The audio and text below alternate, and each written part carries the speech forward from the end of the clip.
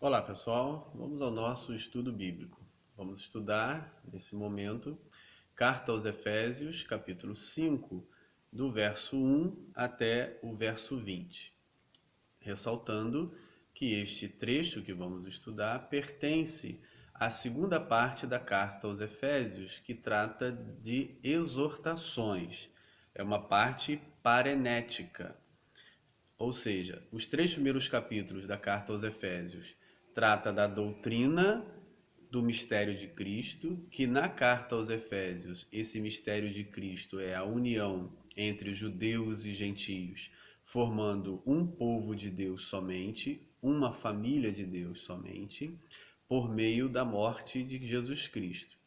Os capítulos 4, 5 e 6, então, trata da aplicabilidade desse mistério de Cristo, a união de gentios e judeus, formando a família de Deus por meio da morte de Jesus. Isso, na prática, leva a estes chamados a uma vida de santidade. Capítulo 4 inicia o verso 1 dizendo sobre o andar. Diz assim: a segunda parte, que andeis de modo digno da vocação a que foste chamado. Então, esse andar, que tem o sentido de proceder, viver, será esboçado ao longo dos capítulos 4, 5 e 6, tratando desta prática da vida cristã. Assim, o nosso trecho continua essa exortação. A palavra andar é retomada aqui no nosso trecho 3 vezes. E por meio dela se estabelece três subtemas, três tópicos ou três parágrafos em que vai abordar o andar de modo digno da vocação a que foste chamado. O primeiro andar, no verso 2, andar em amor. Desenvolve-se até o verso 7. No verso 8, andar como filho na luz. Andar como filhos da luz, que vai do verso 8 até o verso 14. E o verso 15 até o verso 20 trata do andar como sábio.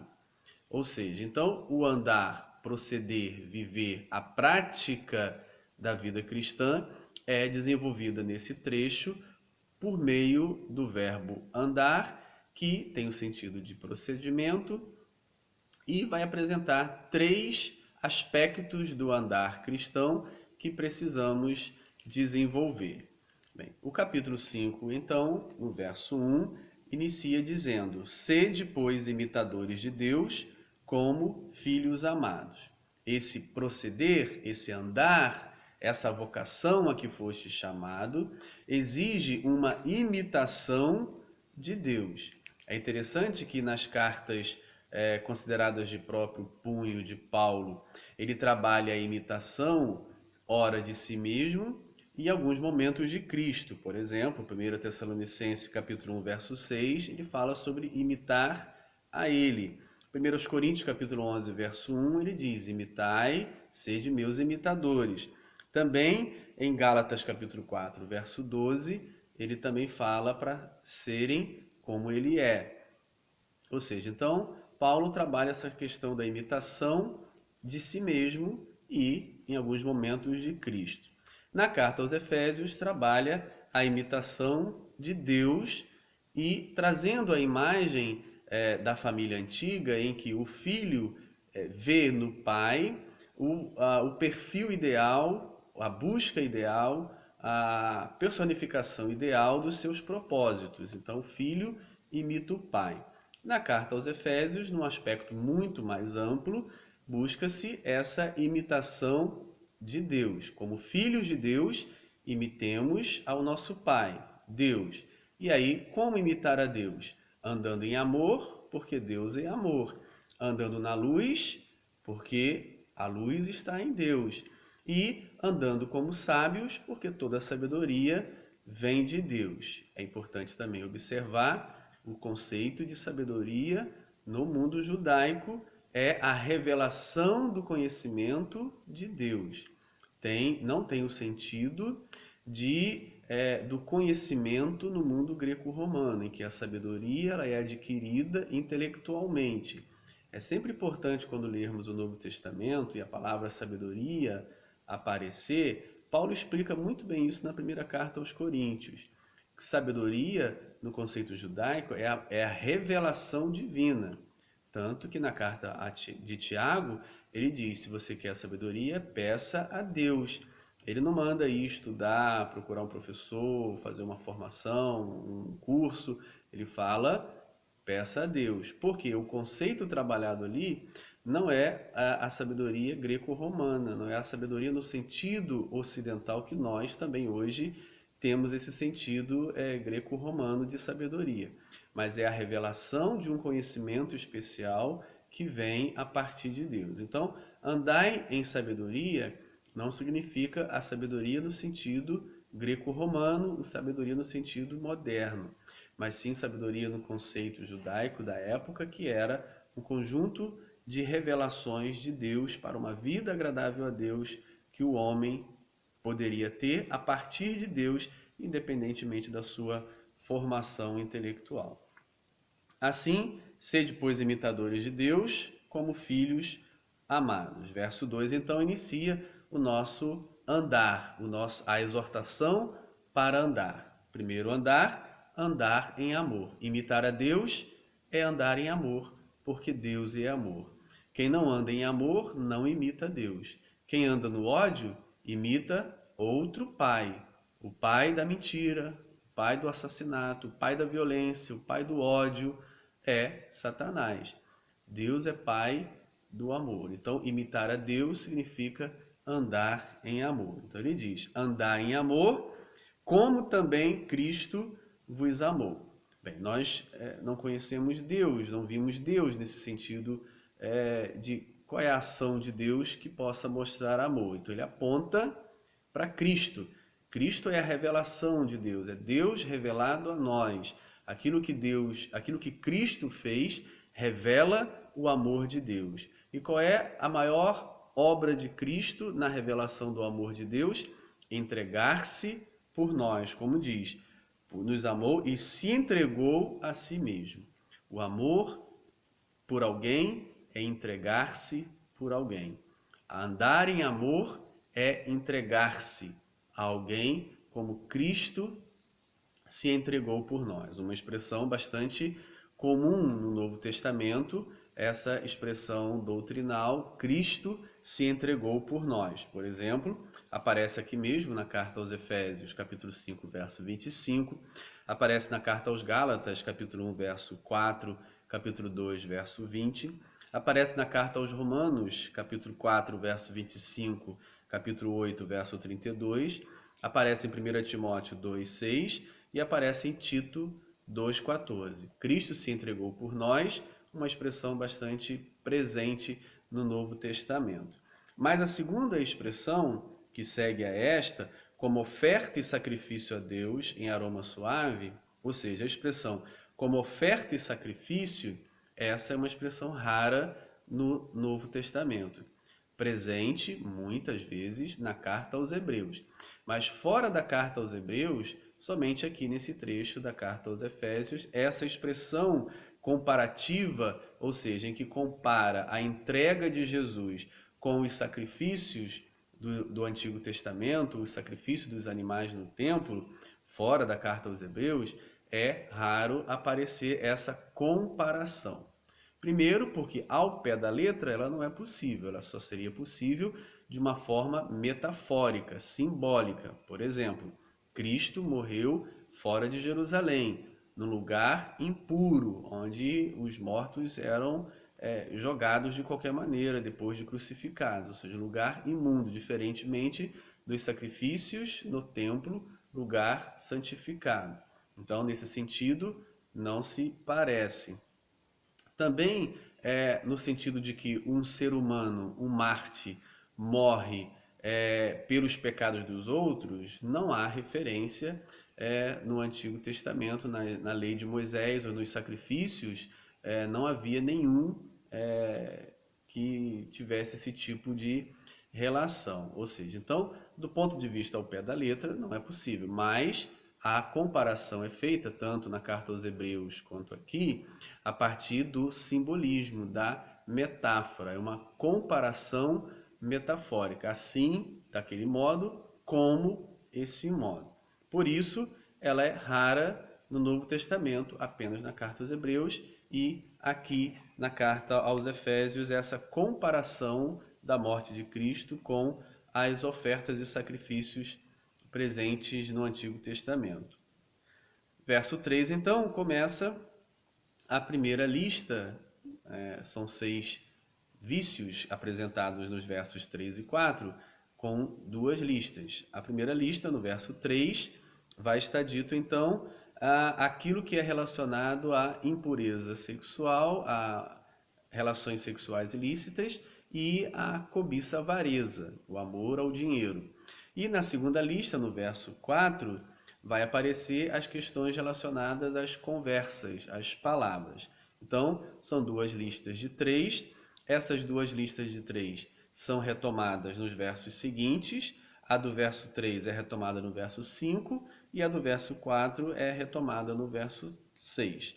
Assim, a primeira lista, no verso 3, diz: mas a impudicícia ou a fornicação ou lascívia e toda sorte de impureza ou cobiça nem sequer se nomeia entre vós como convém a santos. Ou seja, a fornicação é uma forma de impureza, mas ele amplia.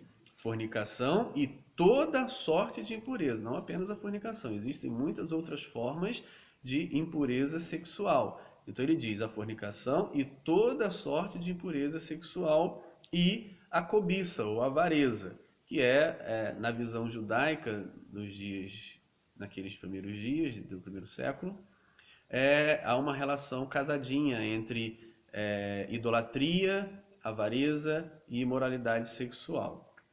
Então, a palavra é dirigida, a carta aos Efésios é dirigida, como todo o Novo Testamento, às comunidades cristãs. Isso é muito importante para a nossa interpretação, para a nossa leitura. Não se está escrevendo para descrentes.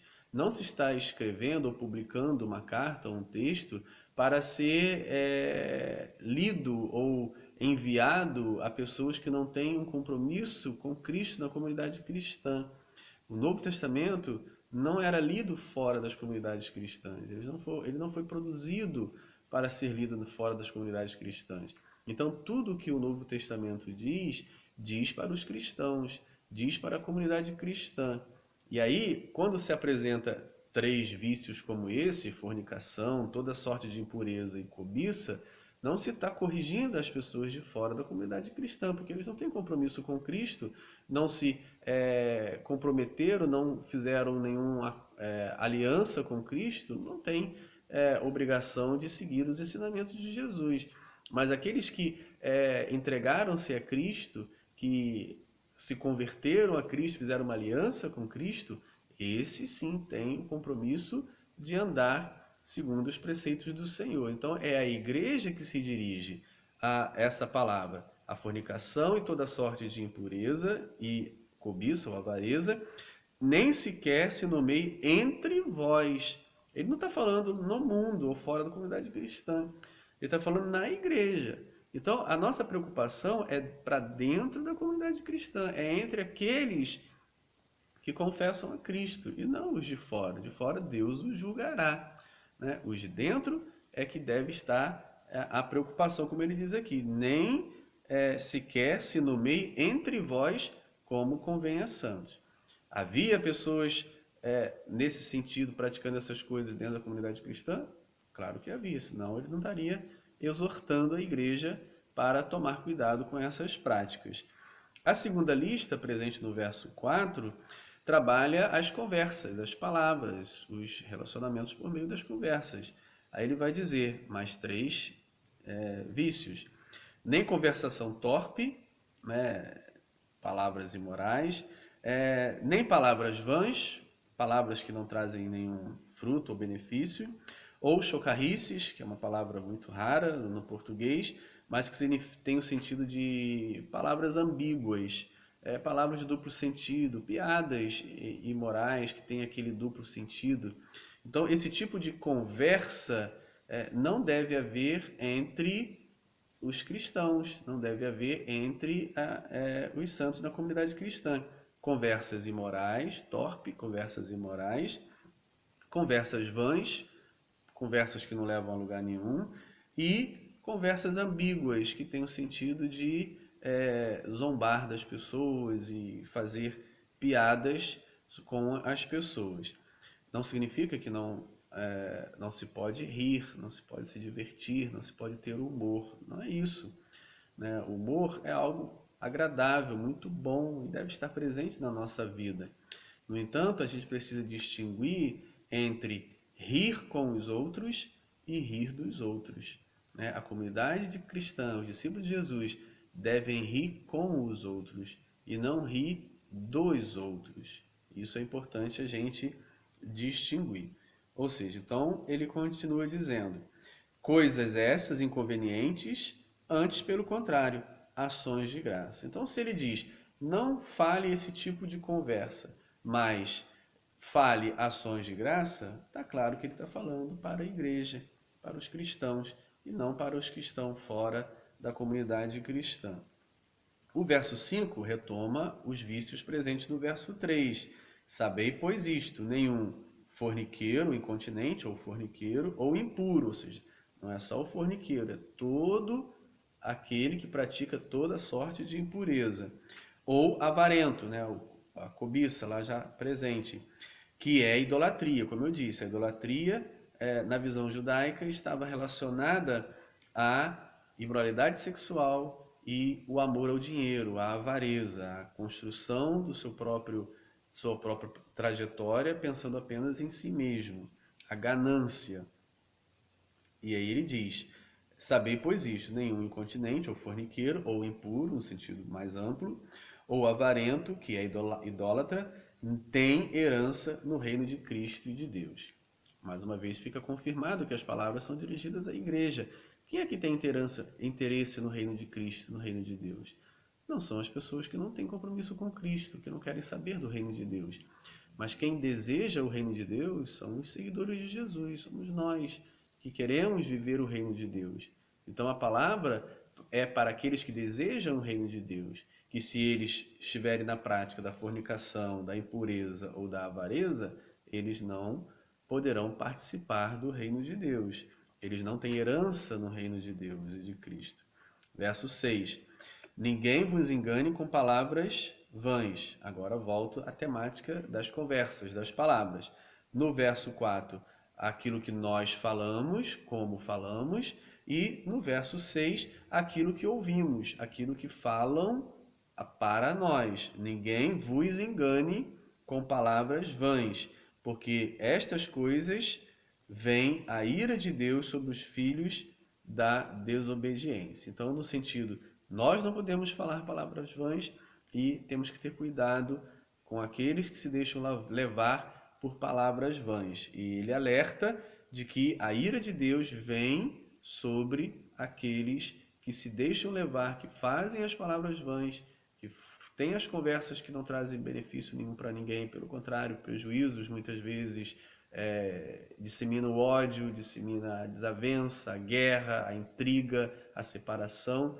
Ele diz, sobre essas coisas vem a ira de Deus. Verso 7, então, concluindo esse primeiro tópico do andar em amor, portanto, não sejais participantes com eles. Esse eles, é importante que nós vamos trabalhar aqui ao longo dos demais versos, pode se referir aos de fora da comunidade cristã, aos descrentes, não participe com eles nessas coisas. Então, há um estímulo para a evangelização, a influência a partir das coisas corretas, e esse eles também pode se referir aos presentes na comunidade, aqueles que estão na igreja e que estão praticando essas coisas equivocadas, essas coisas erradas, e que aqueles que não praticam não podem participar ou ser conivente com eles nessas obras, nessas ações que não mostram o amor de Deus. O verso 8, então, temos o nosso segundo tópico, agora o andar como filhos da luz. Pois outrora eres trevas, porém agora sois luz no Senhor. Andai como filhos da luz. Esse passado e presente é interessantemente tomado na carta aos Efésios várias vezes. Por exemplo, no capítulo 2, verso 2, como vocês eram antes, como vocês estão agora. E no capítulo 2, verso 11 e 13, no 11, como vocês eram antes, e no 13, como são agora, é sempre retomada na carta aos Efésios, essa oposição entre o antes e o depois, a mudança radical que deve haver na vida daquele que segue a Jesus Cristo, o que ele era antes e o que ele se torna a partir de seguir a Cristo. Aqui retoma-se essa temática do antes e o depois. Antes eram filhos das trevas e agora sois filhos da luz. Então, se sois filhos da luz, deveis andar como filhos da luz. E aí tá. Como se anda como filhos da luz? Aí ele vai dizer, produzindo um fruto. Que fruto?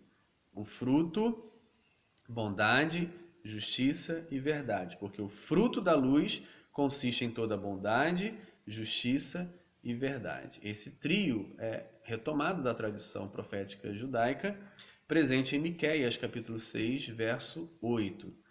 Bondade, justiça e verdade. Assim anda os filhos da luz. Apela-se, exorta a igreja a andar como filhos da luz, na bondade, na justiça e na verdade, provando sempre o que é agradável ao Senhor.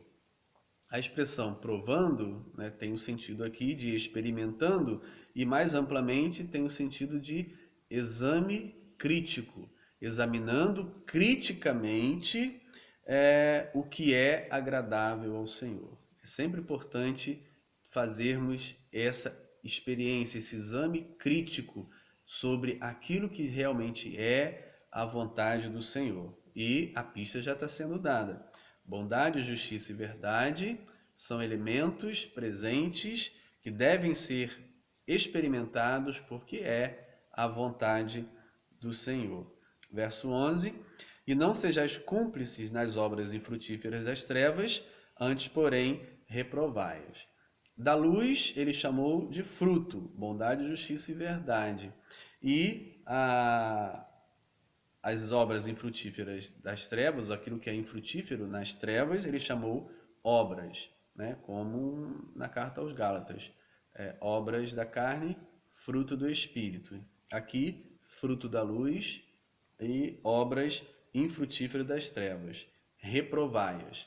Mesmo sentido duplo presente no verso 7.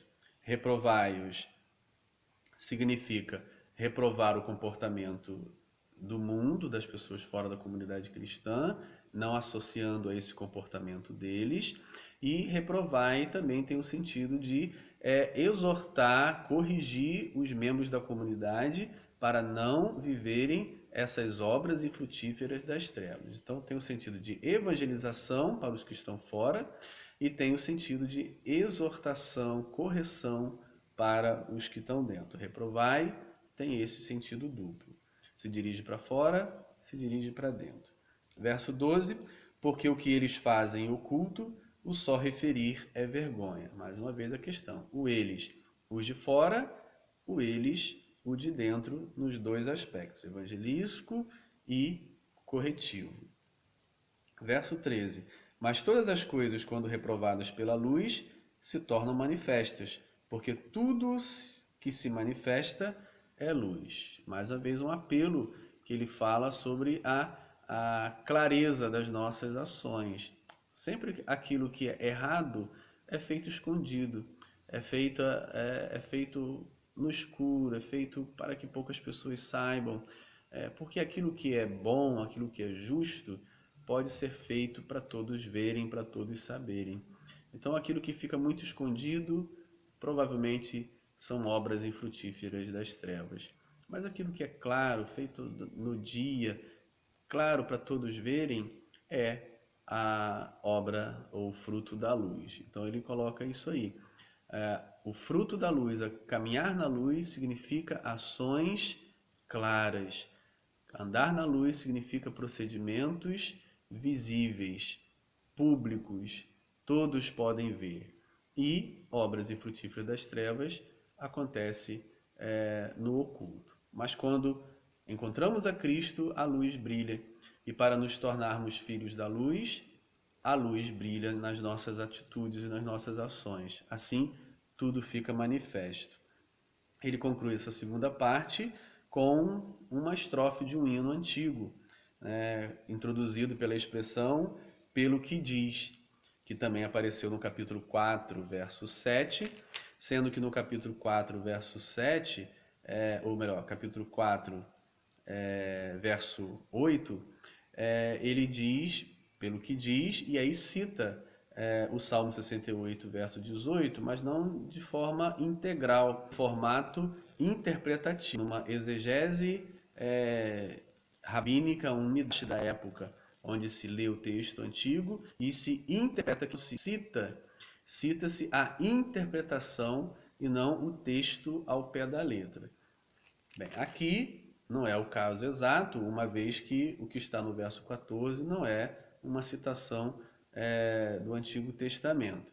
No entanto, pela construção, no formato em que ele é construído, é um hino presente na comunidade cristã primitiva, em que fala desse novo recomeço, dessa vida com Cristo, dessa conversão a Cristo confirmada e demonstrada pelo batismo, ou seja, provavelmente é uma estrofe de um hino batismal que revela um encontro com Cristo e um novo começo. O levantar dentre os mortos é a conversão, é o novo nascimento, é a nova vida com Cristo. E Cristo te iluminará é a nova caminhada. A partir desse novo nascimento, começa-se uma nova vida iluminada por Cristo. Então ele conclui o andar na luz com esse canto que exalta o despertamento do novo convertido e a iluminação que ele recebe para um viver na luz por Cristo. O verso 15, então, temos o terceiro tópico do nosso trecho, o terceiro andar, andar como sábios. É importante observar que na cultura judaica, sabedoria tem um sentido diferente do que na cultura greco-romana. Sabedoria na cultura greco-romana é o conhecimento intelectual adquirido. Sabedoria na cultura judaica é um conhecimento por revelação divina. Por exemplo, na carta de Tiago, capítulo 1, ele diz: aquele que quer sabedoria, peça a Deus que dá abundantemente. Sabedoria ali na carta de Tiago tem o sentido daquilo que Deus revela, não tem o sentido do conhecimento intelectual, senão ele diria: quer sabedoria, vai estudar, vai fazer um curso, vai ter uma formação. Mas ele diz: busque a Deus, porque no conceito judaico, sabedoria tem o sentido daquilo que é revelado por Deus. Na cultura greco-romana, o conhecimento intelectual. Então é importante a gente distinguir que, apesar de estarmos lendo um texto em grego, o Novo Testamento foi escrito em grego, mas ele reflete o pensamento judaico muitas vezes, outras vezes não, mas muitas vezes sim. Na primeira carta de Paulo aos Coríntios, ele explica muito bem essa questão da sabedoria no sentido grego e sabedoria no sentido judaico. Pois bem, andar como sábios não é no sentido greco-romano, mas no sentido judaico, em que a sabedoria é uma revelação divina e não um conjunto de conhecimentos intelectuais. Portanto, vede prudentemente como andais, não como nécios, ou seja, como pessoas que não têm a sabedoria, e sim como sábios. Ou seja, andar na luz é possível a partir da imitação de Deus, do novo nascimento em Cristo. Andar em amor é possível pelo novo nascimento, pela imitação de Deus. E andar como sábios é possível porque esta sabedoria vem de Deus e é dada por Deus. E como isso funciona na prática, ele diz no verso 16: remindo o tempo, porque os dias são maus. Remir o tempo, aproveitar o tempo, porque os dias são maus, é uma expressão para os fins dos tempos, para os momentos onde o mal domina, o Deus desse século domina, o mundo jaz no maligno. Então precisamos aproveitar o tempo pouco que nos resta com muita sabedoria. Como? Fazendo a vontade do Senhor, como está no verso 17. Por esta razão, não vos torneis insensatos. Quais razões? Qual razão? Os dias são maus. Porque os dias são maus, não podemos ser insensatos. Por esta razão, não vos torneis insensatos, mas procurai compreender qual é a vontade do Senhor, para, entendendo a vontade do Senhor, aproveitar o tempo no cumprimento desta vontade do Senhor. Aí ele vai ainda falar mais algumas questões práticas. E não vos embriagueis com vinho, no qual há dissolução, contenda, mas enchei-vos do Espírito. Algumas hipóteses interessantes podem ser consideradas para o uso dessa oposição entre embriagar-se com vinho e encher-se do Espírito. Bem, uma questão que pode ser hipoteticamente levantada está presente em Atos capítulo 2, 13, quando os discípulos cheios do Espírito Santo são confundidos como se estivessem embriagados, sendo aquela terceira hora do dia, ou seja, 9 horas da manhã. Então, lá em Atos, tem essa relação, cheios do Espírito, mas confundidos como se estivessem embriagados. Então, é provável que haja uma relação entre uma coisa e outra. A outra possibilidade para esse apelo, essa exortação para não se encher de vinho, mas do Espírito, talvez fizesse referência ao culto cristão, o culto onde se celebra a ceia do Senhor. E como nós vimos na primeira carta aos Coríntios, capítulo 11, alguns cristãos, na ceia do Senhor, tomavam demasiadamente o vinho e se embriagavam, como está lá em 1 Coríntios, capítulo 11, a partir do verso 18, 19 em diante, se não estou enganado, mas é ali, capítulo 11 de 1 Coríntios. E pode ser essa questão em que no culto deve-se encher do Espírito e não encher-se de vinho. Então é uma segunda possibilidade de interpretar essa oposição entre encher-se de vinho e encher-se do Espírito Santo. O sábio não enche-se de vinho, pode até beber o vinho, mas não se embriaga com vinho, mas ele se enche do Espírito Santo. Como? Como é que o cheio do Espírito Santo demonstra isso? Falando entre vós com salmos. Mais uma vez, reforça a ideia da alusão ao culto. É no culto que a gente canta os salmos, louva a Deus de coração, como diz o verso 19, com hinos e cânticos espirituais.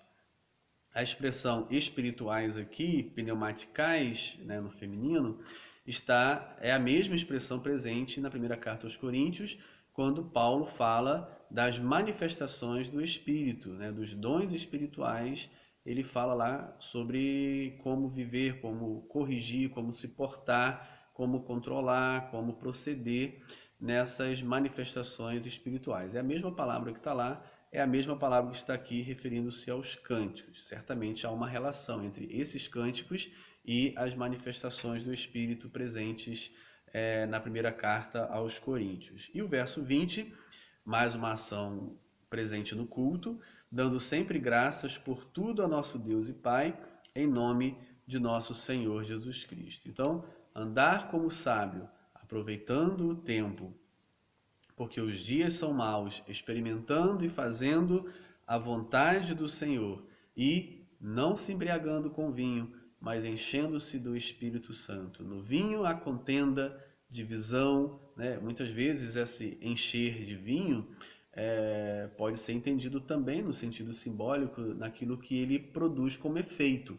a dissolução, a contenda, a ira e todas as coisas mais, que pode acontecer também na vida daqueles que não se enchem do Espírito, mas se enchem do pecado, e aí muitas vezes na comunidade cristã está gerando e produzindo dissoluções e contendas, quando na realidade deveria produzir ações de graça, ações espirituais na Igreja do Senhor. Um abraço.